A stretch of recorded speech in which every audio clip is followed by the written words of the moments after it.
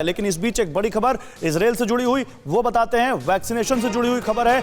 Israel में vaccination बहुत तेजी से चल रहा है और दुनिया में सबसे आगे निकल चुका है इजराइल वैक्सीनेशन को लेकर। इजराइल ने अपनी आबादी की 10% लोगों को करीब वैक्सीन लगा दी है। 92 लाख की आबादी वाला मुल्क है इजराइल और वहां पर बहुत तेजी से वैक्सीनेशन में वो आगे निकल गया। टेक्नोलॉजी के पर तो आप इजराइल को पकड़ ही नहीं सकते। इजराइल ने अपने आप को तकनीकी तौर पर इतना आगे निकाल लिया है कि दुनिया के कई देश अब उसका मुकाबला नहीं कर सकते। और देखिए वैक्सीनेशन में भी कैसे उसने अपने आप को इतना आगे निकाल लिया कि वो अब 10% अपनी पॉपुलेशन का वैक्सीनेशन कर चुके हैं। तो रवि सर, इजराइल से सीखना पड़ेगा या भारत अपने आप में बहुत सक्षम है, किसी से सीखने की कोई जरूरत नहीं?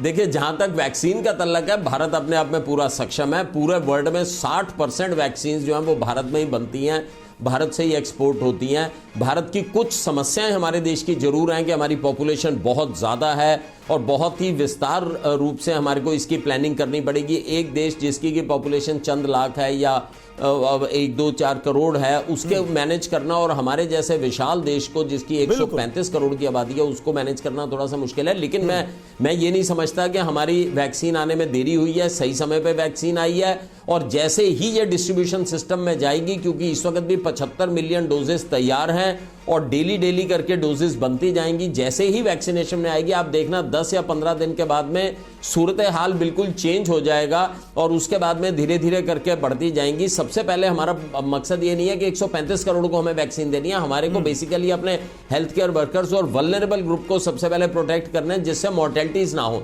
मृत्यु दर को फटाफट हमें कंट्रोल करना है। उसके बाद हर्ड इम्यूनिटी तो आने वाले समय में बढ़ी जाएगी। तो मैं सोचता हूं सही टाइम के ऊपर खबर आई है, बहुत अच्छी खबर आई है और मुफ्त वैक्सीन की आई है। सपोजिंगली 10 दिन पहले खबर आती है और लोगों को पे करना पड़ता, तो हो सकता है बहुत सारी पॉपुलेशन इसे अफोर्ड ही ना कर पाती।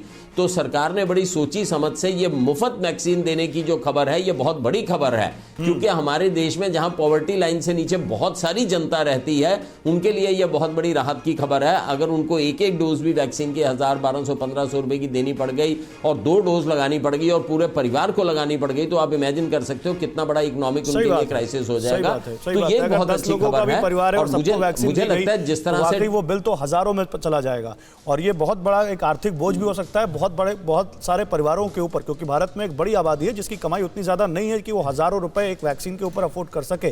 तो ये बहुत बड़ा फैसला है और इसकी तारीफ तो की ही जानी चाहिए। लेकिन कुमार, इसका कोई प्लान भी तैयार किया गया है क्या?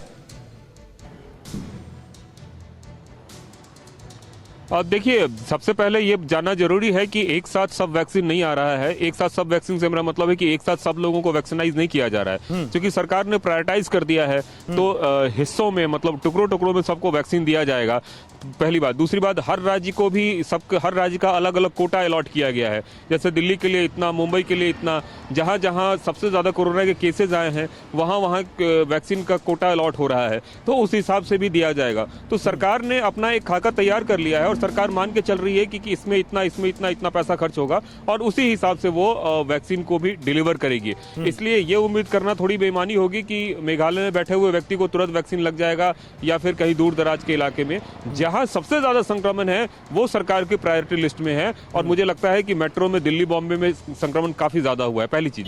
दूसरी बात, जो फ्री वैक्सीन की हम बार बार बात कर रहे हैं, उसके लिए भी सरकार का जो पहला एजेंडा है वो ये है कि इतने लोगों को वैक्सीनाइज करना है। और जैसा मैंने बताया कि मिशन इंद्रधनुष के तहत तकरीबन 3 करोड़ बच्चों को सरकार फ्री में वैक्सीनाइज करती है।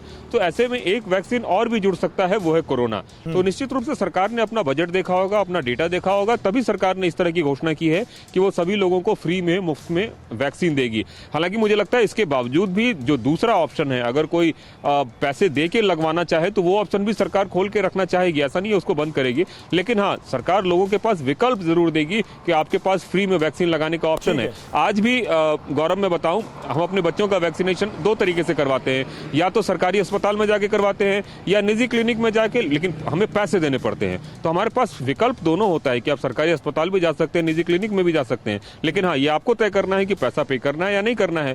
यही ऐसा ही कुछ विकल्प जो है आपके पास कोरोना में भी आने वाला है कि जब front line worker, health care, जो प्राइमरी ग्रुप है, उनको एक बार जो वैक्सीनेशन लग जाएगा, उसके बाद जब आम लोगों की बारी आएगी, तब तक ये वैक्सीन क्लियर लोगों बात के लिए आपने बता उपलब्ध दी, होगा। यहाँ पे क्लैरिटी आ गई कि फ्री का विकल्प होगा, लेकिन अगर आप देश सेवा के लिए जाना चाहते हैं, पैसे देना चाहते हैं, या फिर आप अपने आप निजी अस्पताल में लगवाना चाहते हैं, सरकारी अस्पताल में नहीं लगवाना चाहते हैं, तो हो सकता है वहां आपको पैसे देने पड़ जाए। फिक्र आपकी, सोमवार से शुक्रवार रात 9 बजे सिर्फ TV9 भारतवर्ष पर।